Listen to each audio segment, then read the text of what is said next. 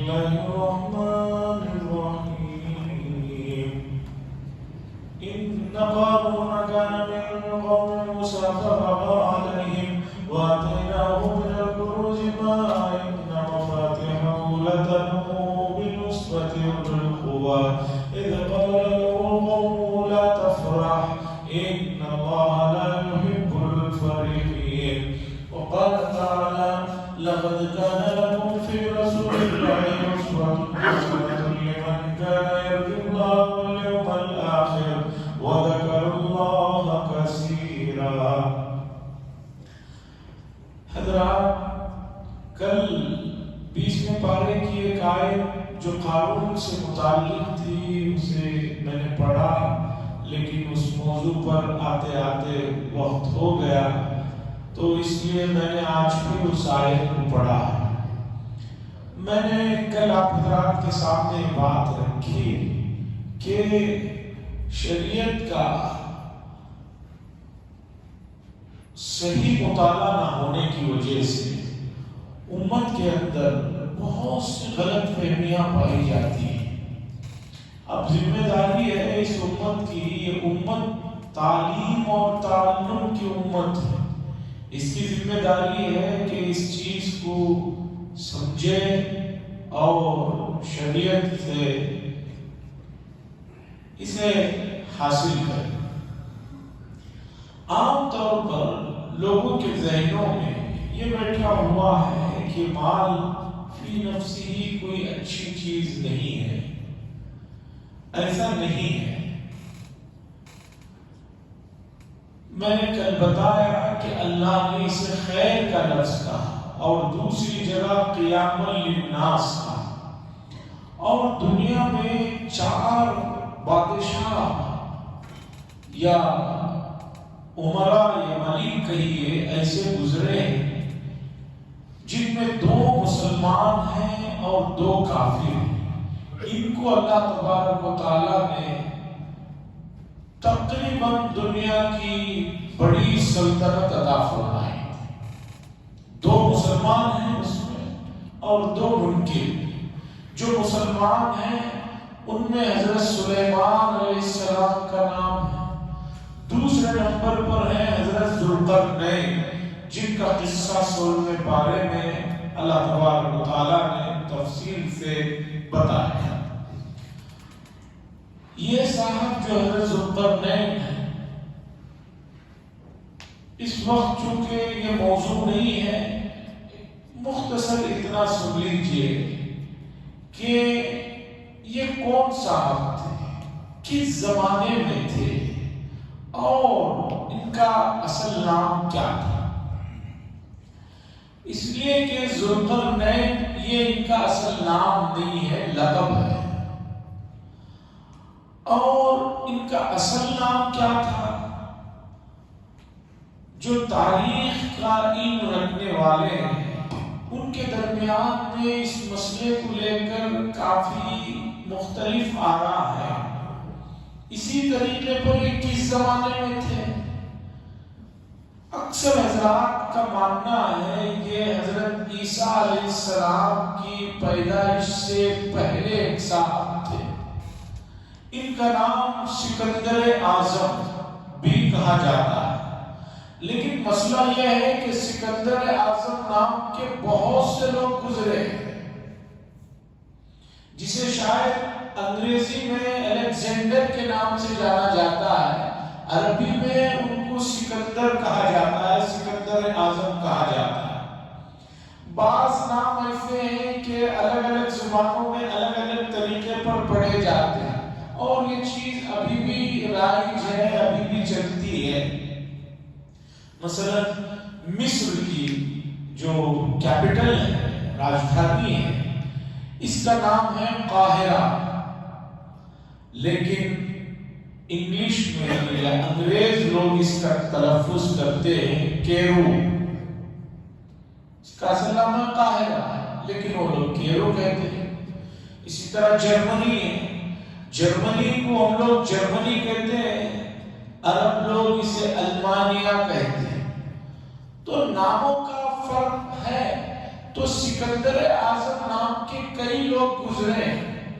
مولانا ابوالکلام آزاد صاحب جن کی بیان القرآن اور قرآن کا جنہوں نے ترجمہ اور تشریح بھی کی ہے، محقق آدمی تھے۔ ان کا یہ ماننا ہے کہ ایران میں یہ صاحب گزرے ہیں، اصلاً یہ ایران کے رہنے والے آدمی تھے، اور اس پر انہوں نے بہت سارے دلائل اور سب چیزیں جمع کی۔ بہرحال جو بھی رہے، ایک آدمی ذوالقرنین نام کے گزرے ہیں جنہوں نے دنیا کے 3 کونوں کا سفر کیا، جسے قرآن مجید نے ذکر کیا، اور انہوں نے اس زمانے میں یہ قوم جسے یاجوج ماجوج کہا جاتا ہے، جو بہت زیادہ دنیا کے لوگوں کو پریشان کر رکھا تھا، 2 پہاڑوں کے درمیان میں ان کو جو ہے اس طرف کے حصے میں جو ہے قید کر دیا، اور ادھر سے ادھر نہ آنے پائے۔ اسے ایک کام انہوں نے کیا۔ یہ چونکہ یاجوج ماجوج کا مسئلہ بھی قیامت کی نشانیوں میں سے ایک نشانی ہے، ان کا ظہور ہوگا، وہ آئیں گے۔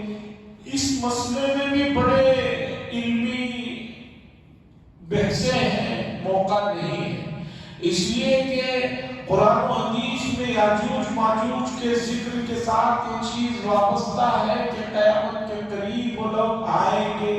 حدیثوں میں بڑی تفصیلات آئی ہیں۔ بہت سے لوگ جو اسلام پر اعتراضات کرتے ہیں، ان میں ایک اعتراض یہ کرتے ہیں کہ ہم نے پوری دنیا گھوم پھر کر دیکھ لی، وہ کہاں ہے یاجوج ماجوج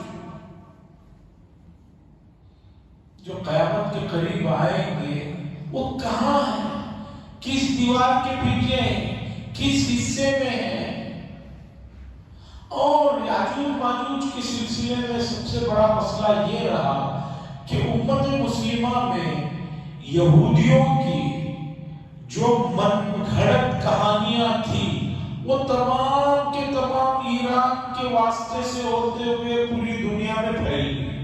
انہوں نے یاجوج ماجوج کے بارے میں عجیب قصے کہانیاں بنائے کہ یاجوج ماجوج جو ہے وہ بہت چھوٹے قد کے، یاجوج ماجوج کے کان بہت بڑے ہیں، ایک کان بچھا کر اس پر سو جاتے ہیں، دوسرے کان کو اوڑھ لیتے ہیں، اور خدا جانے کیا کیا اس طرح کے انہوں نے یہودیوں نے جو قصے کہانیاں پھیلائے تھے، وہ قصے کہانیاں امت مسلمہ میں بھی آگے، اور امت مسلمہ کا بڑا طبقہ ابھی تک یہی سمجھتا ہے کہ بھی یاجوج ماجوج کے وہی سب قصے ہیں جو سنتے ہوئے آئے۔ پرانی اردو کی کتابوں میں تفسیر کے نام پر، قصص الانبیاء کے نام پر اس طرح کے بہت سے قصے چل پڑے۔ اب لوگ کہتے ہیں، اب جب بچے کہ بھئی ہم دیکھتے ہیں دنیا کی بہت کچھ تحقیقات ہو چکی ہے، سیر ہو چکی ہے، وہاں کہیں نظر نہیں آتے۔ تو خیر، ایک ہے حضرت ذوالقرنین مسلمان بادشاہ، دوسرے ہیں حضرت سلیمان علیہ السلام۔ اور حضرت سلیمان علیہ السلام کو کیسی سلطنت ملی تھی، کیسا ان کا دبدبہ تھا، کیسا ان کا اثر و رسوخ تھا کہ جنات ان کی نگرانی میں کام کرتے تھے۔ اور جو ہوائی جہاز یا میزائل کو دیکھ کر امت بہت حیران ہوتی ہے، بڑی جدید ترقی ہے۔ حضرت سلیمان علیہ السلام کا دور دیکھیے کہ پورے تخت کو لے کر جو ہے حضرت سلیمان علیہ السلام کے ہوائیں لے کر یہاں سے وہاں جا گیا، اور کہاں پانی ہے اسے تحقیق کرنے کے لیے حضرت سلیمان علیہ السلام کے لشکر کے ساتھ ہدہد نامی پرندہ، اس کا کام یہ رہتا تھا کہ وہ بتاتا تھا کہ زمین کی کس گہرائی میں کس علاقے میں پانی ہے، پھر وہاں پر اس پانی کو نکالا جاتا تھا تاکہ پورے تخت کے ساتھ چلنے والے شاہی اس عملے کو جو ہے کھانے پانی کی سہولت ہے۔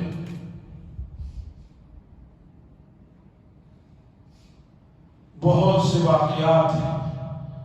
ایک واقعہ سنیے کہ حضرت سلیمان علیہ السلام کے زمانے میں، یہ لطائف فارسی میں پڑھا تھا واقعہ، مچھروں نے آ کر شکایت کی، حضرت سلیمان علیہ السلام کے دربار پہ مچھروں نے آ کر کمپلینٹ کی ہواؤں سے متعلق کہ اے نبی اللہ، آپ کی حکومت سب پر ہے، آپ ذرا ہواؤں کو حکم دیں کہ وہ ہم لوگ جہاں رہتے ہیں پورے وہاں نہ آئیں، اس لیے کہ وہ ہوا جو ہی آتی ہے ہمارا پورا خاندان منتشر ہو جاتا ہے، ادھر ادھر ہو جاتا ہے، پھر ہمیں بھٹکنا پڑتا ہے۔ تو حضرت سلیمان علیہ السلام نے کہا اچھا ایسی بات ہے؟ تو ان کے وزیر نے کہا کہ حضرت انصاف کرنا ہے تو دونوں پارٹیوں کی بات سننی ہوگی، مچھروں نے تو کمپلین کر دی، اب ہواؤں کی بھی تو بات سننی ہوگی۔ کہا ٹھیک ہے، ہواؤں کو بھی بلا لو۔ جو ہی ہوائیں آئی یہ مچھر جو یہاں تھے یہ پیچھے ہو گئے، اس لیے کہ پھر ایک پارٹی غائب ہو گئی۔ تو بتانا یہ ہے کہ حضرت سلیمان علیہ السلام کو جو اللہ نے حکومت دی اور جو چیزیں ان کے متعلق آتے ہیں، قرآن نے بعض چیزوں کو ذکر کیا کہ جنات جو ہے ان کے لیے بڑے بڑے برتن بناتے تھے اور سمندروں میں گہرائیوں میں جا کر موتیوں کو اور جو قیمتی چیزیں اسے لاتے تھے، اور اللہ کتنے بڑے رزاق ہیں۔ اس واقعے سے اندازہ لگائیے کہ حضرت سلیمان علیہ السلام نے ایک مرتبہ اللہ سے درخواست کی کہ اللہ آپ کی تمام مخلوق کو میں کھانا کھلانا چاہتا ہوں۔ ایک مرتبہ حکم ہوا، ٹھیک ہے۔ اب حضرت سلیمان علیہ السلام کو تو کوئی کام والوں کی کمی نہیں، جنات ہیں جن کے لیے طاقت بہت ہے، یہ بڑے میدان میں بڑی بڑی دیگیں جو محلے کے اتنی برابر ہیں، ایسی دیگوں میں کھانا پکایا گیا، سب کیا گیا، دعوت کرنی تھی پورے انسانوں کی، چرندوں کی، پرندوں کی، پورا کھانا سب کے لیے بنا کر رکھا گیا۔ کہا جاتا ہے کہ ایک مچھلی آئی، آ کر اس نے جتنا کچھ سب کے لیے بنایا گیا تھا وہ کھا لیا۔ اس کے بعد سلیمان علیہ السلام سے کہنے لگی کہ میرا ایک نوالا اس طرح کے 3 نوالے میں روزانہ کھاتی ہوں، کہاں ہے آج آپ نے جو دعوت دی؟ سلیمان علیہ السلام نے اللہ سے کہا اللہ آپ بڑے رزاق ہیں، آپ کیسے مخلوق کے لیے کھانے کا انتظام کر رہے ہیں، یہ آپ ہی کی شان ہے۔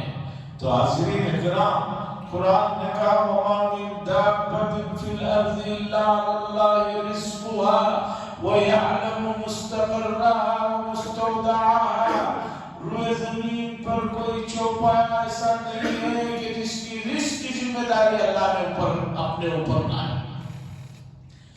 بس انسان اس معاملے میں جو ہے اپنی بے صبری کی وجہ سے، اپنی سمجھیے کہ اس کے یقین کامل نہ ہونے کی وجہ سے اللہ کے بارے میں بدظن ہو جاتا ہے، ورنہ اللہ تبارک و تعالیٰ نے تمام لوگوں کا رزق اپنے ذمہ لے رکھا ہے اور وہ کھلا کر ہی سلا۔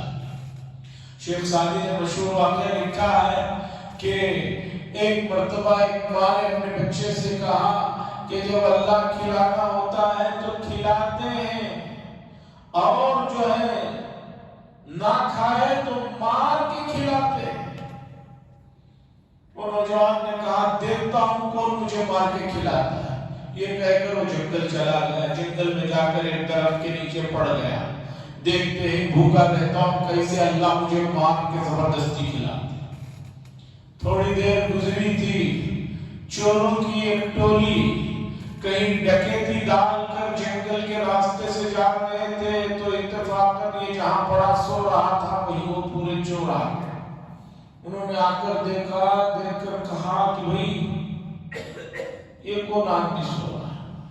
اس نے اٹھ کر اپنا دکھ دکڑا سنایا، اپنے گھر سے جو ہے کسی معاملے میں یہ ہو کر آ گیا۔ انہوں نے کہا ٹھیک ہے تم یہیں رہو، اچھا ہوا تمہارے سے بھی کام ہے ہمارا۔ تھوڑی دیر کے بعد چوروں نے کھانا منگوایا، चोर पे भरोसा नहीं।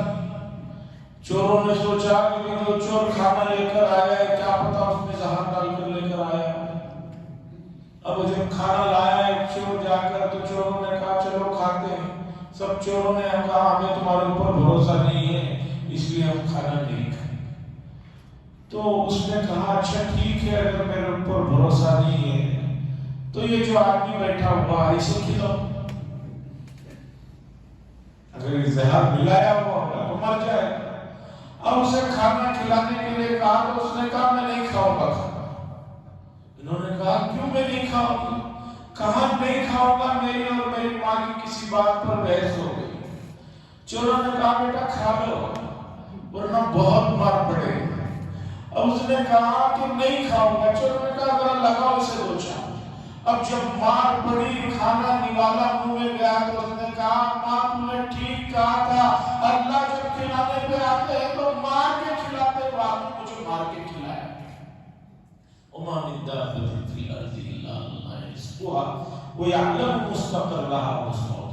तो सुलेमान अलैहिस्सलाम की ऐसी सल्तनत, ऐसी दौलत। उसके बाद दो काफिर बादशाह, एक का नाम है नमरूद जो हजरत इब्राहिम अलैहिस्सलाम के जमाने में था और जिसने इब्राहिम अलैहिस्सलाम से बहस मुबाहसा किया कि मैं भी खुदा हूं। जब हार गया, बातचीत में हार गया तो आग में डाला। ये आदमी भी बहुत बड़ी इसे सल्तनत मिली। दूसरे नंबर पर है बुख्त-ए-नस्र, ये भी एक जो है मुशरिक बादशाह गुजरा है, इसे भी बहुत बड़ी सल्तनत पूरी दुनिया की तकरीबन मिली थी। मैं ये बताना चाह रहा हूँ कि देखिए माल अगर सही आदमी के पास रहता है तो उससे वो जन्नत के बहुत करीब चले जाता है, और अगर माल ऐसे आदमी के पास आया जिसे उस माल ने उसके दिमाग पे बुरा असर डाला है तो वो आदमी खुदाई का दावा कर बैठता है, जैसे कि नमरूद है जिसने खुदाई का दावा कर लिया। और इसी तरह कारून का वाक़या कुरान ने जिक्र किया कि सब लोगों ने कहा कि देखो भाई ये जो तुम्हें दौलत मिली है ये अल्लाह ने दी है, तो उसने कहा नहीं, ये सब कुछ मेरे दिमाग से, मेरी तालीम, मेरी हुनरमंदी, मेरी जो है टेक्नोलॉजी कहिए मौजूदा जुबान के अल्फाज में, ये मैंने बनाया है, अल्लाह ने नहीं दिया। लोगों ने कहा नहीं ऐसा नहीं कहते, अल्लाह ने दिया है, अल्लाह का माल है, ऐसे मत करो। अज़ीज़ान गिरामी, खैर है माल, लेकिन अगर माल इस खैर वाली चीज को किसी आदमी के हाथ में जाने के बाद उसका दिमाग बिगड़ता है तो यही खैर उसके लिए जो है वबाल बन जाता है, अज़ाब बन जाता है। इसलिए रसूलुल्लाह सल्लल्लाहु अलैहि वसल्लम ने कई मर्तबा सहाबा से फरमाया कि देखो मालदारों और गरीबों के दरमियान में जो फर्क है उसका तुम्हें फायदा क़यामत के दिन मालूम होगा कि आधा दिन पहले तुम्हारा हिसाब किताब बाजारों से हो जाएगा, और वहां का जो आधा दिन होगा 50,000 साल के मुकाबले में आधा दिन कितना होगा तुम अंदाजा लगा लो। दुनिया में भी जिनके पास सामान कम होता है आपने मालों में देखा होगा, जिनके पास 2-4 सामान होते हैं उनके लिए एक अलग काउंटर होता है, वो फौरन वहां से निकल जाते हैं, और जिनके पास ट्राली में माल बहुत ज्यादा है उनका जो है हिसाब किताब के लिए वो लाइन हमेशा लंबी होती है। तो माल फी नफ्सी बुरी चीज नहीं है, लेकिन शरीयत का इल्म न होने की वजह से लोगों ने जो है माल के सिलसिले में जो तस्वुरात कायम कर रखे हैं वो गलत है। अज़ीज़ान गिरामी, उम्मत का एक बड़ा तबका ऐसा है मेहनत वो नहीं करता, तालीम में उन्हें दिलचस्पी नहीं है, आगे बढ़ने की उन्हें ख्वाहिश नहीं है, और सब कुछ जो है अपनी नाकामी का पूरा इल्जाम तकदीर पर डालकर बैठे हैं। प्लानिंग नहीं है, दौड़-धूप नहीं है, इल्म नहीं है, आगे बढ़ने की ख्वाहिश नहीं है, वो चाहते हैं कि कुछ ना करे, दौलत के अंबार उनके पास आते रहे।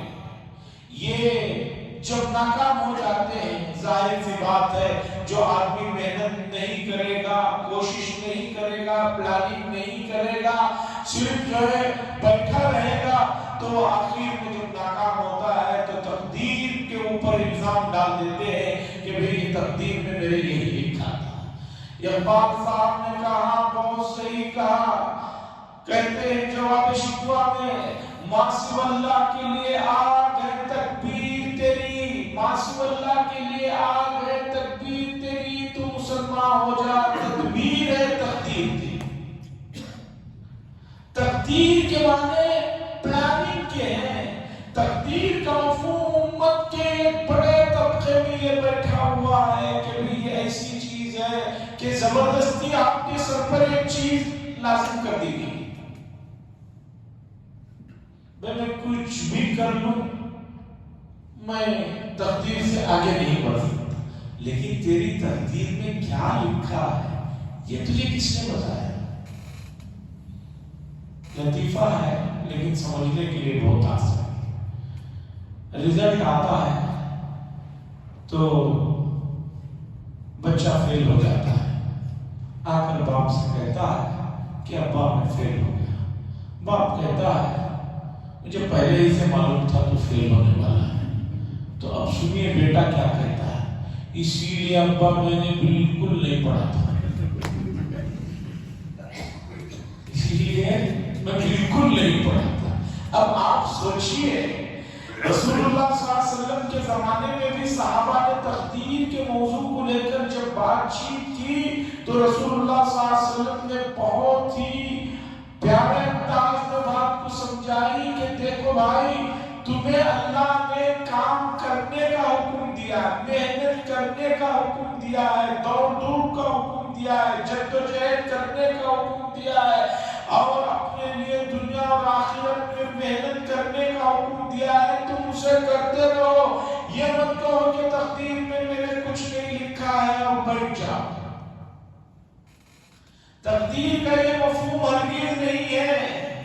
آج امت کا بہت بڑا طبقہ جو ہے اس بچے کی طرح جو کہہ رہا ہے کہ اسی لیے مجھے معلوم تھا میں فیل ہونے والا ہوں، آپ یہی کہنے والے ہیں میں نے پڑھا ہی نہیں، یہی کہہ کر جو ہے امت کا بڑا طبقہ بیٹھا ہوا ہے۔ ہر جگہ دیکھیے امت کی بہت بڑی تعداد ہے، بہت بڑی تعداد ہونے کے باوجود امت جو ہے ان کی جدوجہد اور محنت نہ ہونے کی وجہ سے دنیا میں یہ حاصل نہیں ہو رہی ہے اور آخرت میں بھی ناکام۔ یقین محکم عمل پیغام محبت فاتح عالم جہاد زندگانی میں ہے، یہ جو ہے میرے کارواں کی جو ہے اوصاف اقبال صاحب کہتے ہیں۔ تو قرآن مجید نے قارون کا تذکرہ کیا، ذوالقرنین علیہ السلام کا تذکرہ کیا، سلیمان علیہ السلام کا تذکرہ کیا۔ اب آپ کو سوچنا ہے کہ مال و دولت آنے کے بعد اگر ذوالقرنین والے راستے پر جانا ہے آپ کو، اگر سلیمان والے راستے پر جانا ہے یا قارون والے راستے پر جانا ہے۔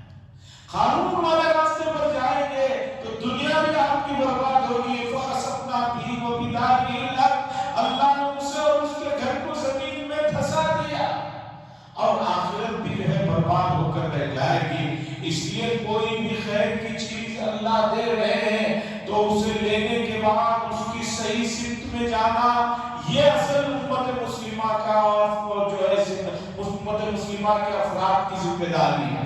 لیکن امت مسلمہ صحیح علم نہ ہونے کی وجہ سے، صحابہ کے واقعات نہ ہونے کی وجہ سے بہت سے لوگوں نے مال کو برا سمجھ رکھا، وہ محنت ہی نہیں کرتے، اور بہت سے لوگوں نے مال کمایا لیکن مال اللہ کی دی ہوئی نعمت ہے، اسے کیسے خرچ کرنا، وہ واقعات، وہ صحابہ کے قصے انہوں نے نہیں پڑھے تو وہ اسے غلط راستے میں لے کر جا رہے ہیں۔ یہ بھی جو ہے تباہی کے راستے پر ہے، یہ بھی تباہی کے راستے پر۔ آج کے بارے میں آیت آئی لَقَدْ كَانَ لَكُمْ فِي رَسُولِ اللَّهِ أُسْوَةٌ، کہ رسول اللہ صلی اللہ علیہ وسلم نے، رسول اللہ صلی اللہ علیہ وسلم تم سب کے لیے اسوہ حسنہ ہے۔ اور ہر آدمی کا ایمان الگ الگ درجے کا ہوتا ہے۔ صدیق اکبر رضی اللہ تعالیٰ عنہ غزوہ تبوک کے موقع پر حضور صلی اللہ علیہ وسلم نے پوچھا کیا لائے ہو، گھر میں کیا چھوڑ کر آئے ہو؟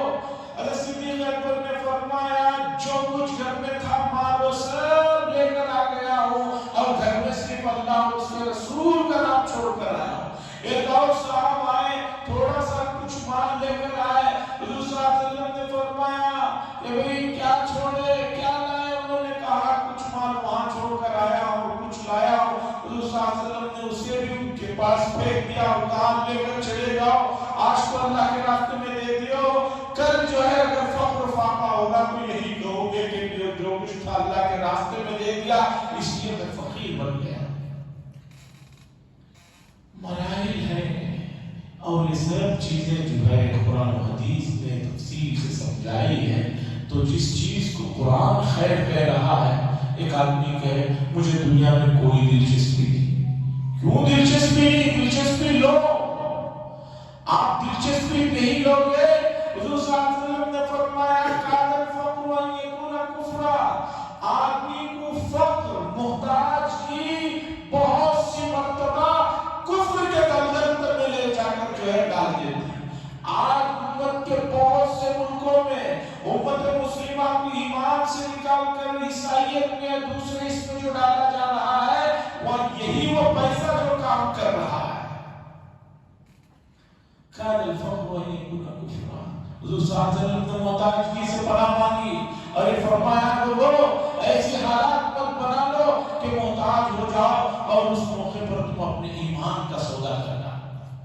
آج امت مسلمہ محنت اور مجاہدے اور جدوجہد اور پلاننگ میں بہت پیچھے ہو گئی ہے۔ امت کو جو ہے تھوڑی سی ہمت دینے کی ضرورت ہے، صحیح سمت بتانے کی ضرورت ہے۔